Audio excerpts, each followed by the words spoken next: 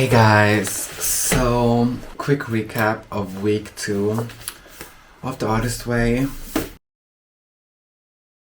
I'm actually really tired, but I really want to do it. For me, for people who might need to look at this in the future. So yeah, I kept going with the morning pages. I only skipped the weekend because I needed to work and I had to wake up super early, and then I also went out at night and I went to sleep very late. It was a very intense but very cool weekend.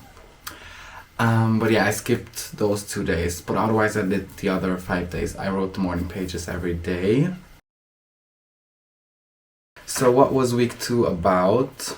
In the chapters, the week 2 chapter talked about how you, as a person or as an artist, need to get sane again, from being insane or not a healthy artist, let's say. And just avoiding self-sabotage, thinking you're not good enough or this is not good enough, or those little negative thoughts. So that was a big thing in the chapter. Then I feel like this week was about things that I'm pretty good at already, but it's obviously still a good reminder. It also talked about creating a safe environment for yourself and everything you're passionate about.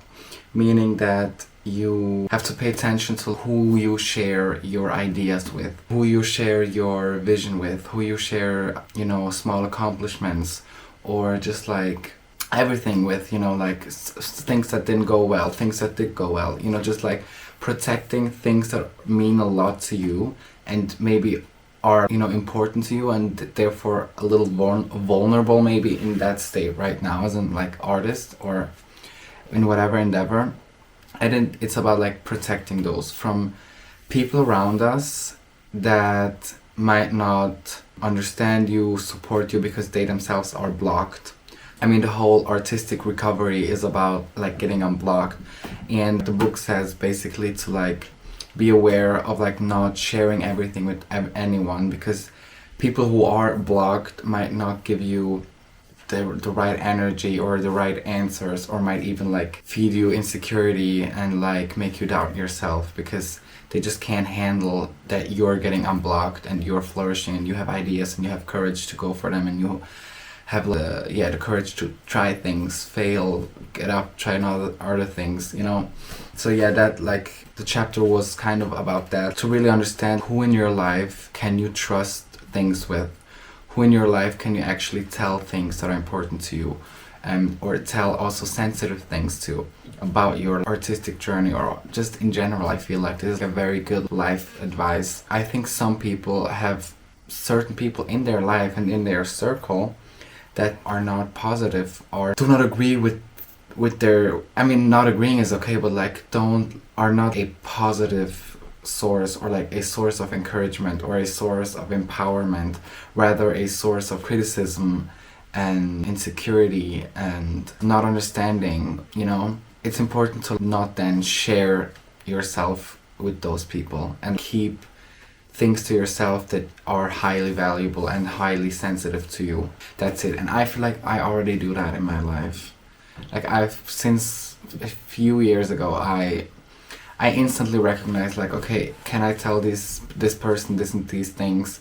Yes or no? I have a very good intuition about that. And of course I love the people that I can talk to and that feed me encouragement and inspiration and everything that I need.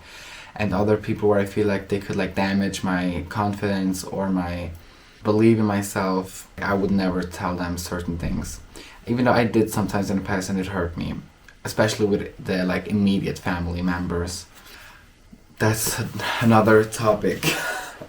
But yeah, so basically it's about creating a sense of safety and protecting things that are important and sensitive to you, and understanding that some people or most people are blocked, and understanding who in your life who is blocked, to maybe not tell them everything that you're doing right now.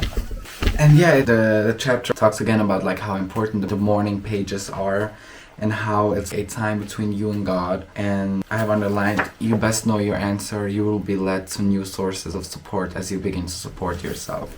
And I love this part. I'm gonna read it to y'all. As your recovery progresses, you will come to experience a more comfortable faith in your creator and your creator within.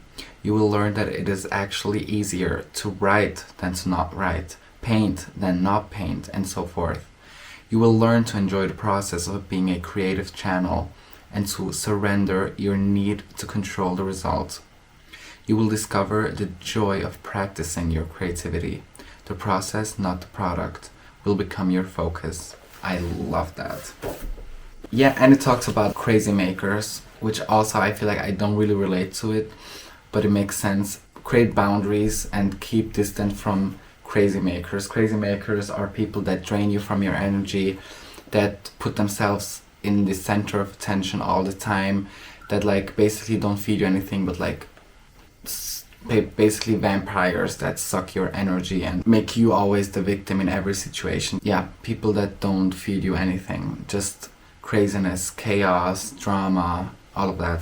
And I really don't have these kind of people in my life. But I know kind of like what she's talking about here, because some people have them because they think these people are like good friends, or they know them since they were very young, so they feel like obligated to be friends with them.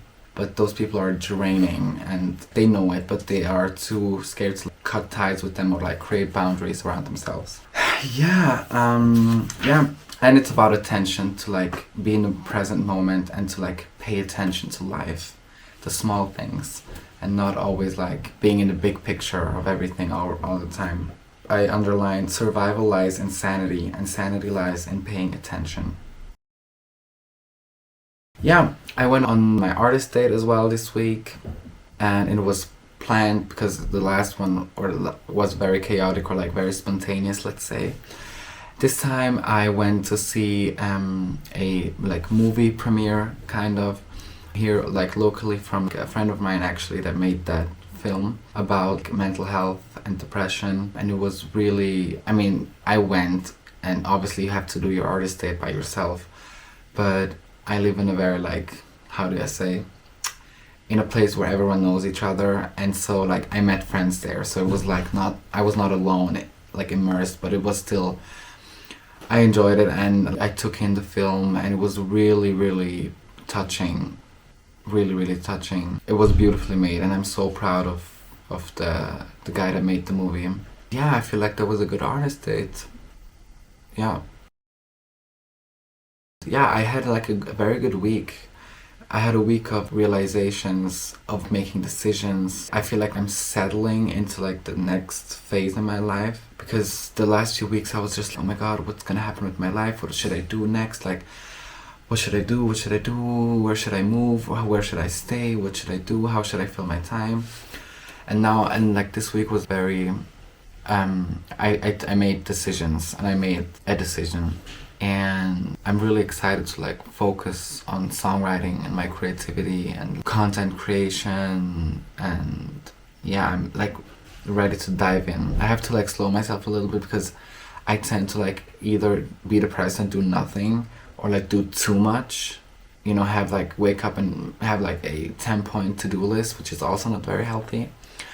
But yeah, I feel really inspired. I love this book. I feel guided. You know, I don't feel alone because I'm doing this. I'm leaning into like stuff that I want to do and that I want to get better at, and I'm so ready to like really dive into just unleashing my artist, like dive into songwriting, play around with music, with beats, with like rhythms, with words, you know, just be free. Because before I was like, oh my god, I need to learn how to songwrite, I need to become a songwriter, like I need to be like a Nashville certified songwriter. And now I'm like, oh my god, it's all play, and the more playful I am and the more with ease I am, the better things I write, the better ideas I have. So I feel like that's the biggest thing that I've already gotten out of the artist's way. Just to be like, just do it, you know, just think about the process, not about the result. It's not like I need to sit down and like write a song and it has to be this song and it has to be the next song and it has to be good. I can write, and if it's good, if it's a good song, amazing. If it's not, I write the next one, and it's just a practice, and I'll get momentum from that. So I really want to lean into that, because I really realized, I mean, I've realized since a year now that like I see myself as a songwriter. You know, I feel I want that to be like a big part of my artistic persona. Like I really want to like sing and tell stories, you know, that I wrote or at least co-wrote. So for me it's very important. I don't want to just like sing songs that people write for me, or like just make songs that should be hits and whatever. Like I really like want to tell stories. I'm really, yeah, I want to be an artist that tells their own stories and like writes their own songs. And of course I'm open to writing songs with other people, or eventually maybe sing a song or like make a song that somebody else wrote. Like that's not a problem, but I want to have a great foundation of like being able to write songs myself and make people connect with that. Even if they can be big songs as well, but I still want to write them or be able to write them. So that's very important to me. I mean, I know I'm a good performer. I know that I'm a good dancer. I'm a good singer. And I just have to like just build confidence with songwriting to like actually say confidently I'm a great songwriter, even though I'm telling it to myself every day. Yeah, and other magical things happened this week that you will one day read in my biography. But that's week 2. See you next week.